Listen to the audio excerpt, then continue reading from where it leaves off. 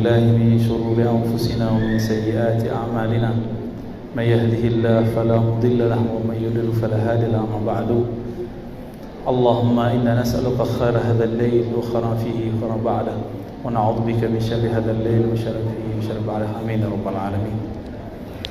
Baik Bapak Ibu, saudara, saudari, ikhwan, akhwat fillah dari manapun dan sedang berjalan dan semuanya, semoga dalam ridha Allah Subhanahu wa ta'ala. Judulnya apa Pak? Silaturahmi. Itu bukan judul Pak. Ambol urang Tanjung Godang. Ibu ambol lahir di Siko. Ya. Cuma kami besarnya di Kota Tongah. Kini mungkin anak-anak Kota Tongah, Tanjung Gadang, kalau babaso ndak baso mereka lah Tanjung Gadang nih, nah. Boleh juga, ndak masalah. Bahasa Inggrisnya boleh baso Minang, nasional Minang. Taib, Bapak Ibu,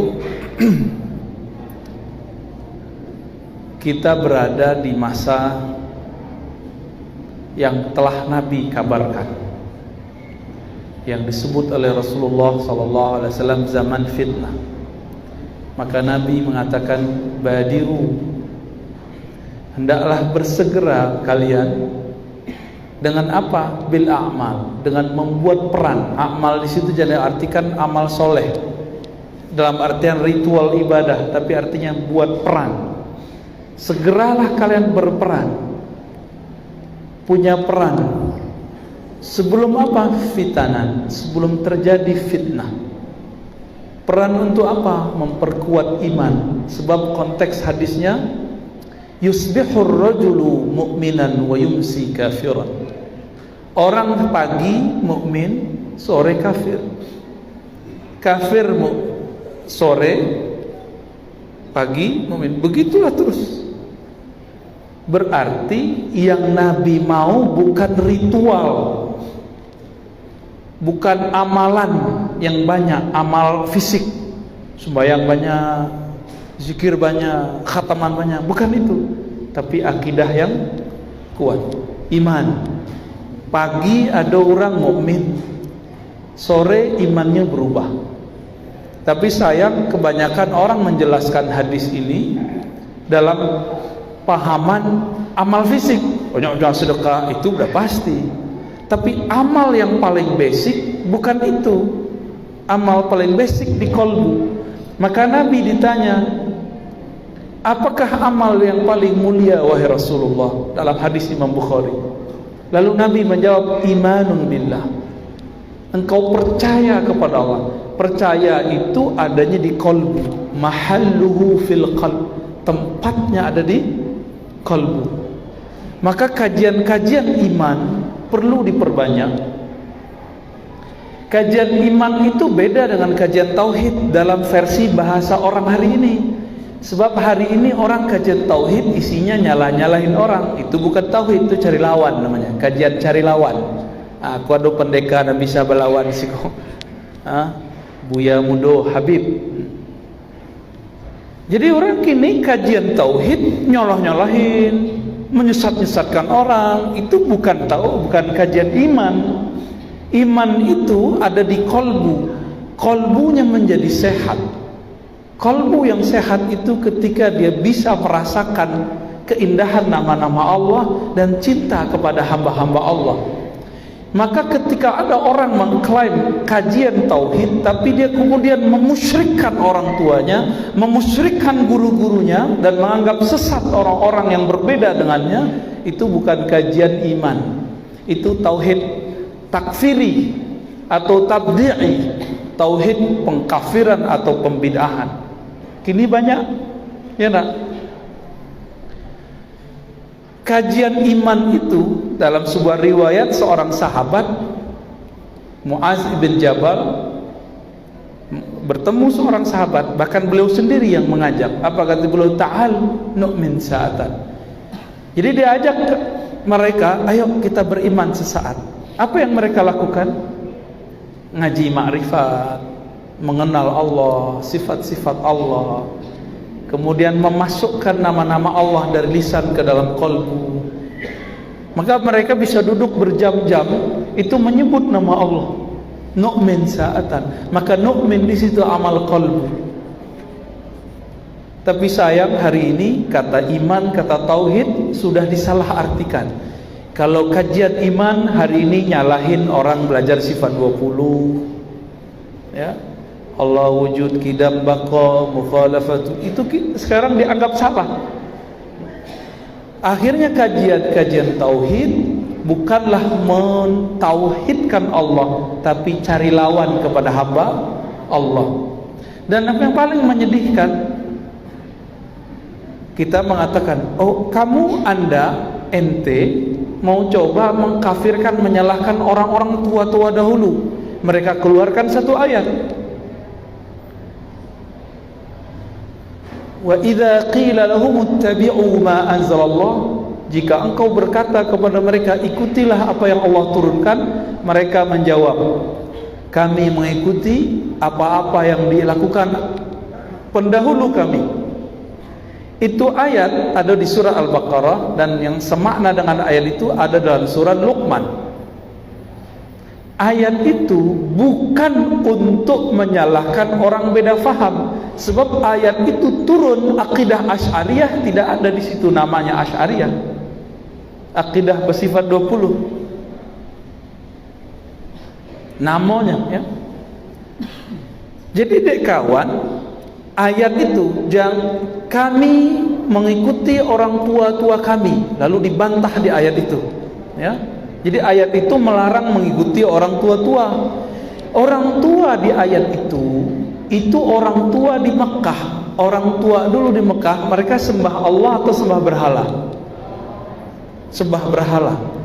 Dek kawan, diambilnya ayat itu untuk menyerang orang tarekat sufi karena masalah robitoh, mengenang guru, mengingat jasa guru sebelum zikir. Tidak nyambung.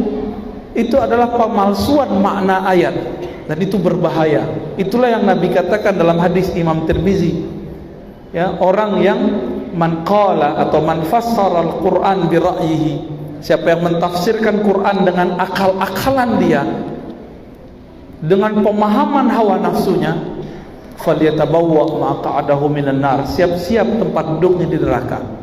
Ayat untuk orang kafir, untuk orang musyrik, dialamatkan kepada orang yang beda faham. Sah nggak tuh? Boleh nggak tuh? Katanya kajian tauhid. Nah itu banyak Pak hari ini. Nah, semoga masjid kita, lingkungan kita bisa bertahan. Jangan diam Pak, para buya, para ustadz, masyayikh, tolong jangan diam. Gak usah takut. Oh nanti jamaah kita sepi. Emang mereka banyak? Ya, Buya Habib, enggak juga kok. Yang paling sedih, ada kawan ahlu sunnah buat majelis ke ahlu sunnah, ada satu yang beda faham, yang dia hargai yang satu itu, yang lain dia sakiti. Yang karena yang satu ini si tauhid yang tadi, yang lain dia hantam, padahal yang lain itulah yang sebenarnya mencintai dia. Bapak Ibu, dulu di Tanjung Godang ada guru kita, orang tua kita, Datuk Ongguang, ya. Kami dulu ngaji kitab di surau, surat apa istilah, surat Tanjung, Tanjung. Dulu kami setiap hari Jumat pura-pura permisi, Bu, permisi Bu, dari sekolah di mana? Tidak balik-balik ya. Sehari Jumat jam 8 sampai jam 10, paling cuma 2 jam. Kama turun ke surau, orang sedang mengaji hikam I'anatul Talibin, Ihya Ulumuddin. Ajib kita. Kini tidak ada lah, nak. Buya Nu'man sudah sepuh, sudah 80-an umurnya, mungkin sudah 85 kali. Ya. Tadi kami ke tarbiyah beliau, kepala madrasah tarbiyah Kota Panjang. Jadi beberapa hari ini Bapak Ibu sebagai tahadus menceritakan nikmat Allah, karena Allah mengatakan adapun nikmat Allah fahadits, ceritakan, akhir surat Duha. Kami membuat kajian kitab berbahasa Arab untuk para guru dan santri-santri senior di madrasah tarbiyah Pasya Agam. Jadi kalau dari Canduang terus masuk ke dalam Pasya, mungkin ada yang berasal dari Agam, faham maksud apa. Datang situ udah kayak saudara ya, alhamdulillah dengan mereka, walaupun kami bukan tamatan situ, alhamdulillah. Jadi kadang-kadang saudara itu bukan orang nan alma mater Jawa, kadang-kadang orang yang sekaji Jawa ya. Di hari kedua dan ketiga kami menyebutkan silsilah keilmuan ulama di Minangkabau, khususnya Agam, Kabupaten Kota, Payakumbuh, Lintau ya, Tanah Datar dan sekitarnya. Dan mereka kaget, mereka merasa senang,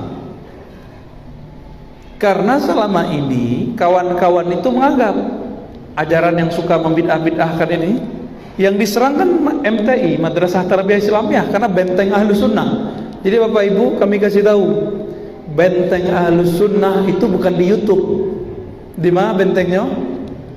Di Madrasah Tarbiyah Islamiyah. Di ujung jalan ku ada Tarbiyah Pekan Senayan, tapi tidak tahu lay jalan dah. Kan layak mutu layah ya lah. Semoga tidak ya. Kewajiban antum kau buya. Ya. Ada pendekar Ahlus Sunnah sih kau berdua. Nah, nanti bisa ngebuya Habib.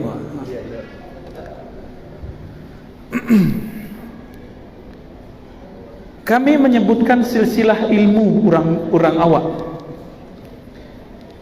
Kalau angkulah kuang, nah, ini belum kita sebut di luar. Martinus nama beliau nak ya. Ma orang gaib asiko. Angkulah kuang, nama kete beliau siapa? Tu angguang.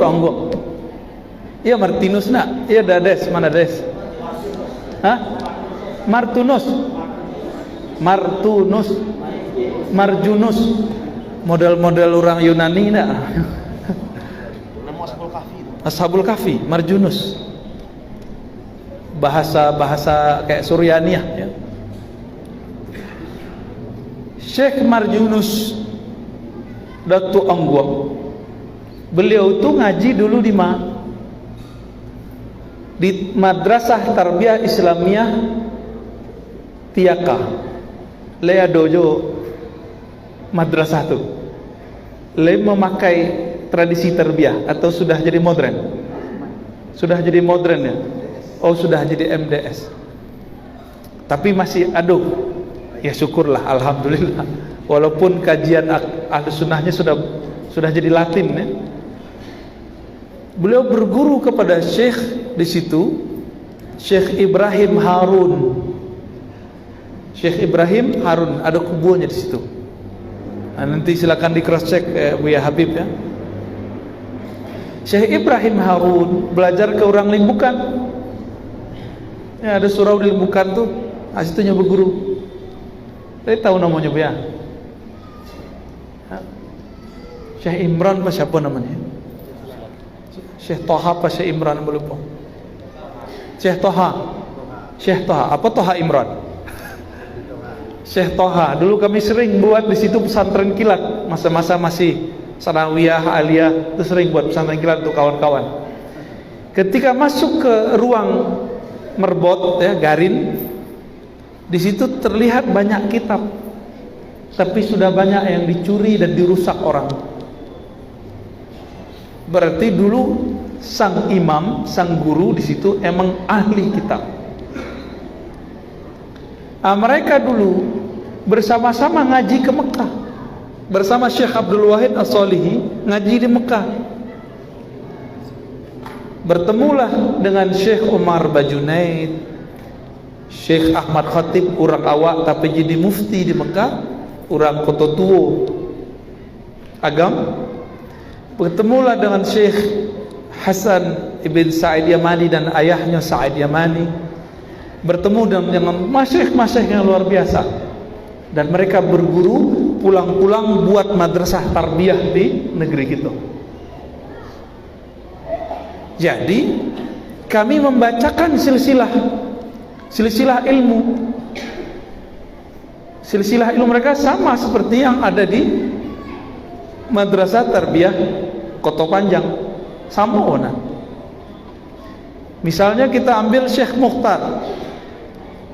Syekh Mukhtar itu mengambil dari Syekh Abdul Wahid Solihi, Tobek Godang, itu namanya MTI Tobek Godang.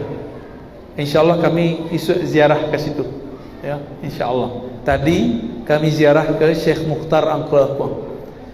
Awak ndak niat manga ziarah sih, kira disambut lo tajo tari piriang banyak. Piriang isi bakwan.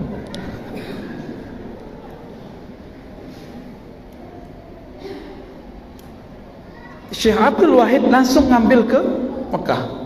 Jadi Bapak Ibu, jadi Mekah yang kini sama dengan Mekah yang dulu, laba lain. Maka kepada para masyayikh, para ustadz, buya, para pendakwah, tidak usah hilang kepercayaan diri untuk mendakwahkan akidah ahlus sunnah. Apa sebab? Silsilah ilmu kita itu bersambung kepada ulama-ulama di Mekah, ulama-ulama di Mesir, ulama-ulama di Yaman, ulama-ulama di Suriah, bersambung. Syekh Ahmad Khatib berguru kepada Bakri Syata, Nawawi Banten, tapi jadi mufti di Mekah. Pernah mengajar di Mesir, Syekh Nawawi Banten, Nawawi bin Umar Al-Bantani.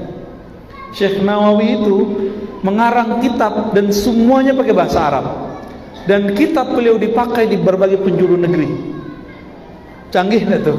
Orang awak, orang Indonesia, orang Banten, dalam skala nasional gue.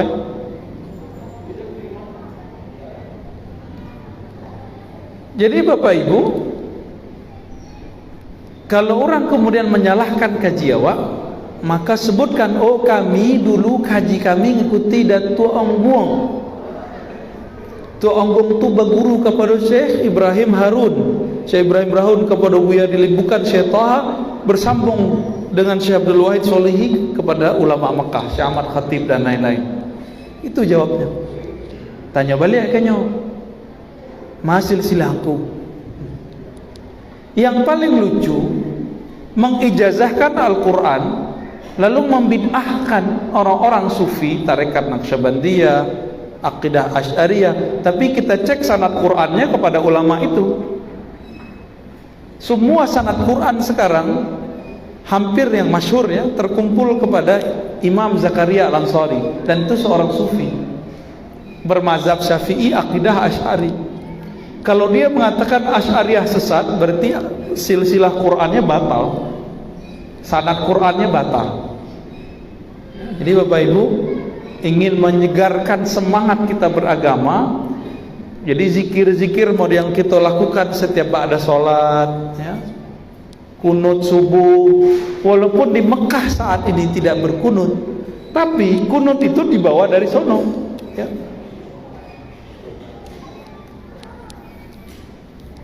Dulu di terminal ada surau Syekh Muhammad Zahid yang disebut surau Usang. Orang salah tulis disebut Ongkusoi. Nama asli beliau Syekh Muhammad Zahid. Syekh Muhammad Zahid, kami megang sanadnya, ya. Syekh Muhammad Zahid itu mengambil ilmu zikirnya kepada orang di Sungai Dareh, Sungai Doreh, ya. Setuju nak? Ya. Syekh Muhammad Ilyasin. Syekh Muhammad Ilyas mengambil ke Syekh Muhammad Jamil, orang setuju. Beliau diambil mantu oleh ulama yang lama ngaji di Mekah, karena beliau juga ngaji di Mekah. Namanya Syekh Muhammad Tahir Barula. Tapi di situ surau lah jadi masjid, orang sudah nggak kenal, sayang. Syekh Muhammad Ongkusoi Muhammad Zahid. Muhammad Zahid itu punya murid banyak, dan kami datang kepada cucu anak dari murid beliau. Jadi murid beliau orang nyebutnya Kutotongah Petolang tuh, Ayah Sultani. Ya, kuburannya kan di Kutotongah. Ya, orang Totongah karena beliau, kami datang ke anaknya Syekh Ayah Sultani, dan beliau menyebutkan dulu Syekh Muhammad Zahid minta tolong kepada Engku Ayah untuk menuliskan ijazah. Ijazah itu izin mengajarkan ilmu. Ilmu apa saat itu? Khusus ilmu tarekat Naqsyabandiyah. Jadi kironyo itu tempat orang bersuluk di situ.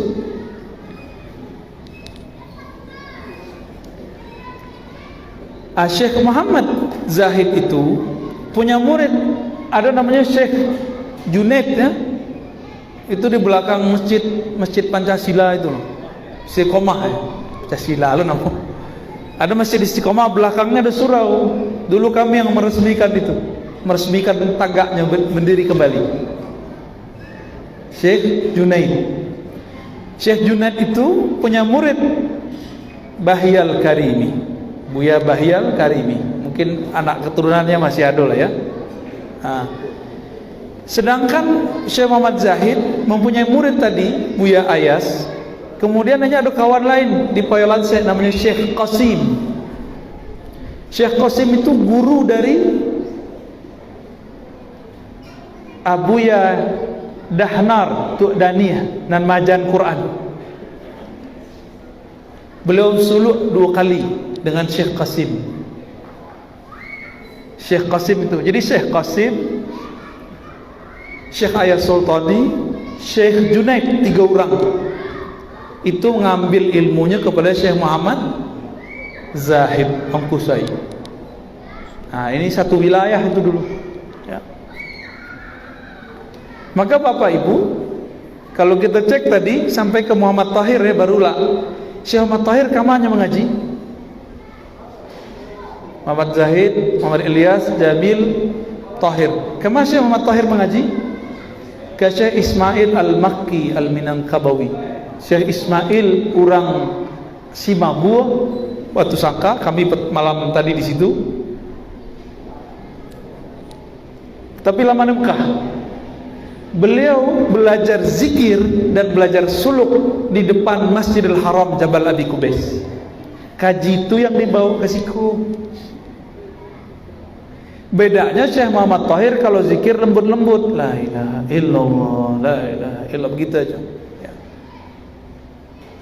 Beliau punya kawan namanya Syekh Abdurrahman Kumangu. Karena zikirnya bercampur tarekat Saman, zikirnya lebih keras. Lahilah sile Kumangu. Antum ta'alam tum ya? Waduh, gawat. Ketemu jawara nih, ketemu pandeka lidah.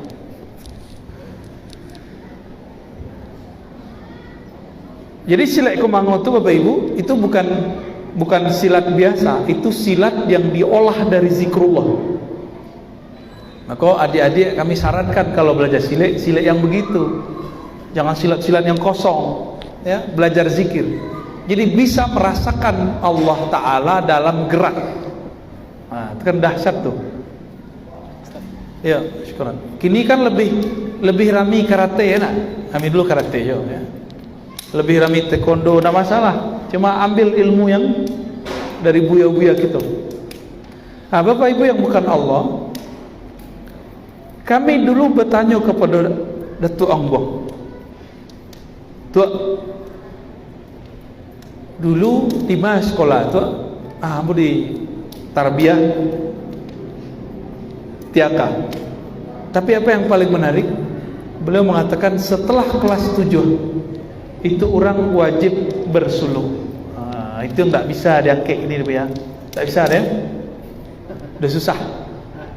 Cuma di Batu Basurit di Kampar, cucu dari Syekh Abdul Ghani masih begitu, tapi suluhnya bukan 40 hari, 10 hari.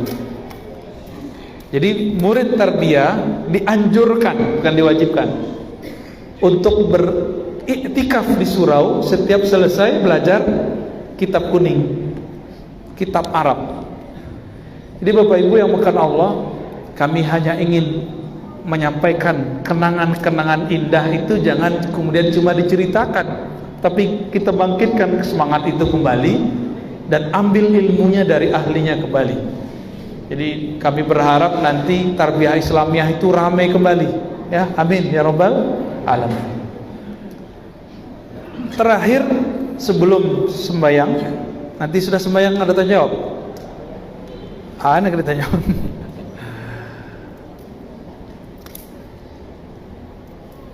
Kembali kepada materi kita tadi, Nabi ditanya, apa amal terbaik? Beliau menjawab, al-imanu billah, ilmu iman.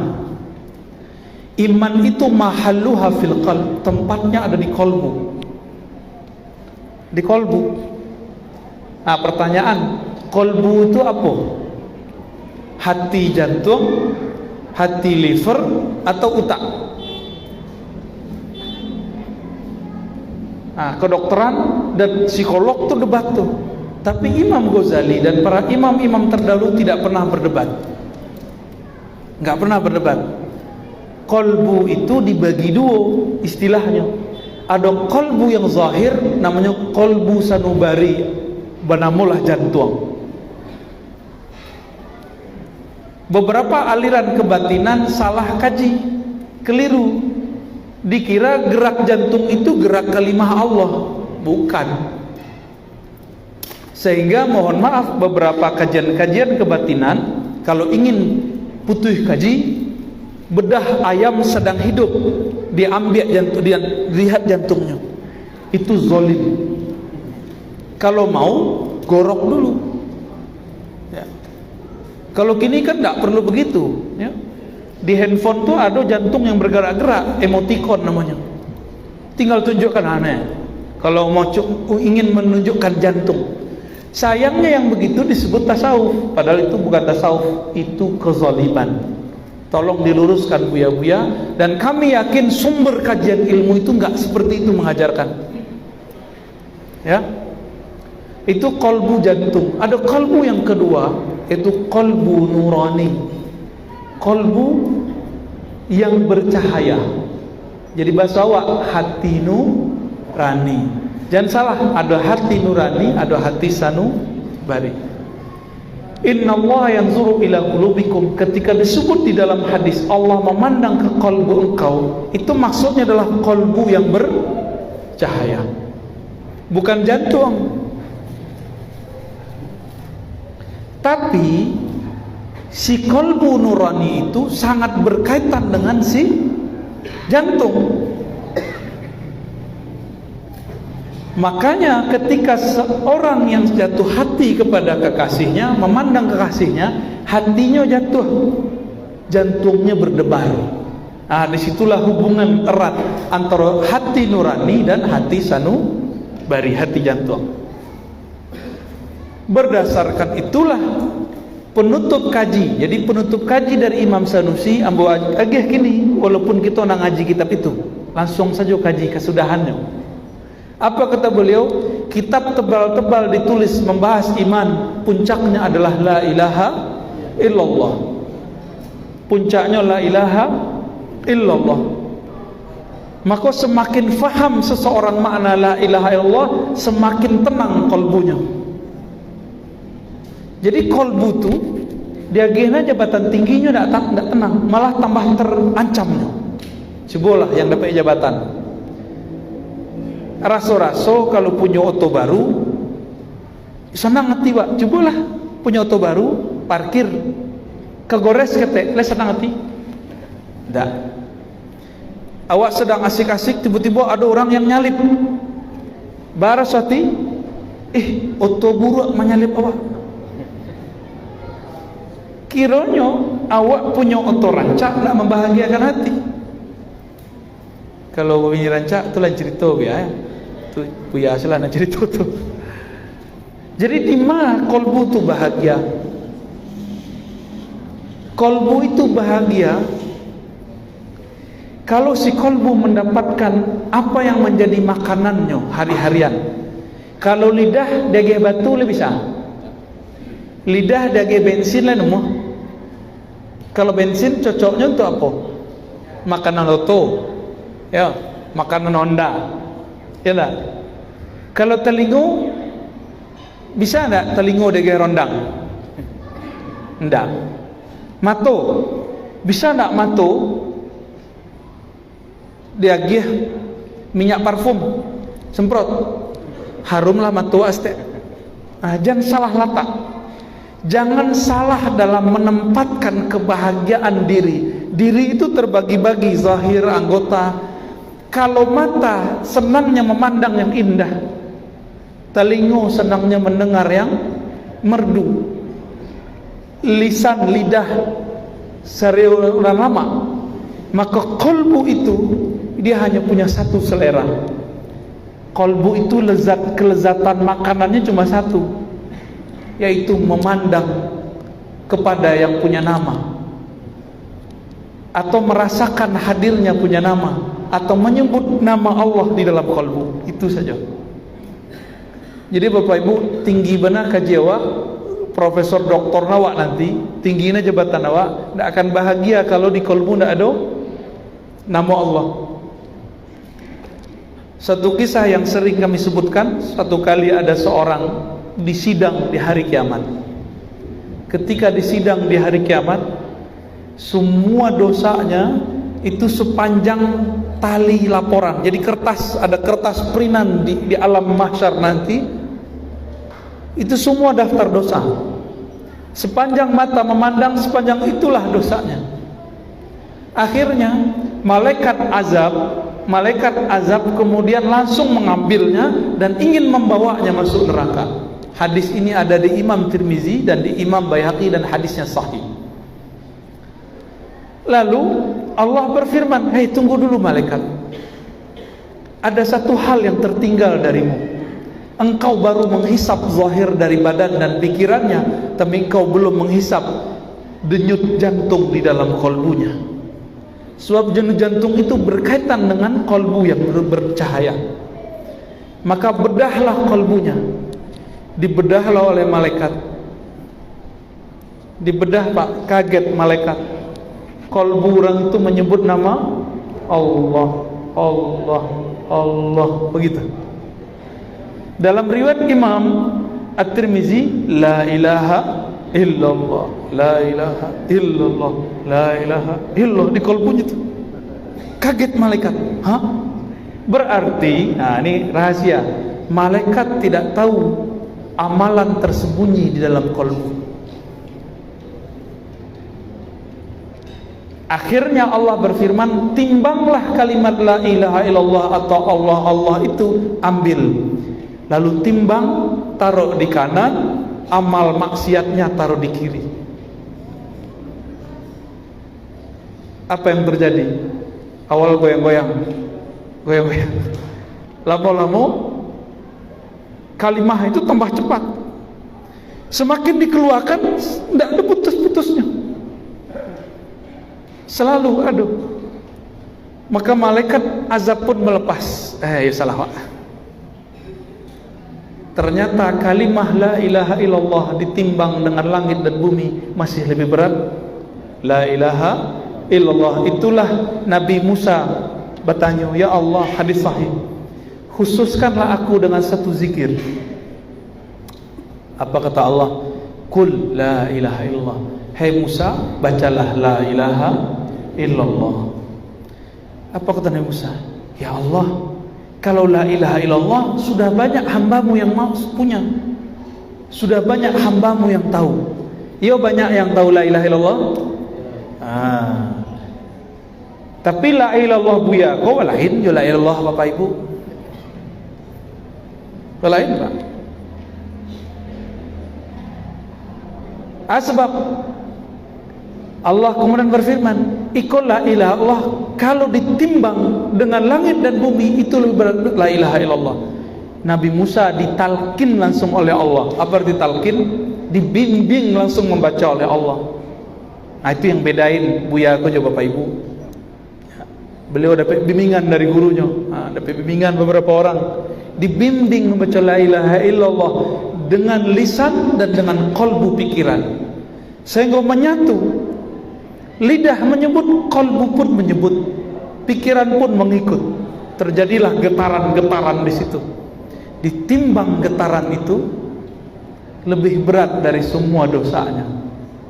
Maka Allah berkata ke Musa, "Hai Musa, kalimat ini jangan main-main. Engkau timbang dengan langit dan bumi, itu lebih berat." Jadi Bapak Ibu, di bumi yang paling bagus cahayanya, yaitu tempat yang di atas itu banyak orang baca la ilaha illallah. Tapi kini ada orang setiap wak banyak menyebut la ilaha, kecil gilo wak orang. Ya Bu ya. Jadi Buya aku dulu sampai kini masih enggak Bu ya? Khataman la ilaha masih jalan. Tahlil masih. Ya sahabat kita lah wafat duluan ya. Tuanku Mali Putih ya. Beliau lagi tahlil mencontohkan la ilaha illallah yang bagus kepada jamaah, langsung lewat. Langsung Allah cabut dalam waktu yang indah. Coba bayang deh Bapak Ibu, ada Buya siko nak abor lah. Amodeliko cara baca la ilaha illallah Bapak Ibu, ditunjuknya dari beliau. La ilaha illallah. Langsung jatuh. Indah lah tuh. Indah. Lain muah wafat dalam keadaan begitu. Ambil ilmunya dari ahlinya. Fahamnya ada di buya-buya ahli kitab kuning. Cara membacanya ada di orang-orang tarekat. Silakan diamalkan, cari mereka. Cari yang cocok jawab, tidak cocok jangan dibasuh. Ya. Jika Nabi Musa zikir tertingginya la ilaha illallah, maka Nabi Muhammad pun mengulang afdalul dzikri la ilaha illallah. Zikir yang paling mantap itu, paling lezat itu la ilaha illallah. Zikir paling berat masuk ke kalbu itu jadi berat. Makanya orang kalau punya kalimah itu di kalbunya, kalimat-kalimatnya akan berat, tabau lendong waktunya, tabau waktu orang tu, kecuali awak ingkar ya. Lahazan bang labang insyaAllah undur. Wih tinggi kaji dades gini. Beko dah tak selesai lah dah. Pengurus bercakap lah cerita. Shoot lah dulu. Jadi ibadah lanjut sedulu. Anda nanti wak komat saja. Komat ya. Waduh selama jemaah kurang sehat badannya. Jadi pulang kendaraannya sampai ke Lemang Tinggi belakang. Makanya Dia sebelah jemaah kurang sehat badannya. Ini ke pulang. Anak pulang dengan cara ternyata masih sakit. masih sakit. Kendaraan sampai di Sini airnya. Kita tutup dulu ya. Sallallahu alaihi wasallam. Assalamualaikum warahmatullahi wabarakatuh.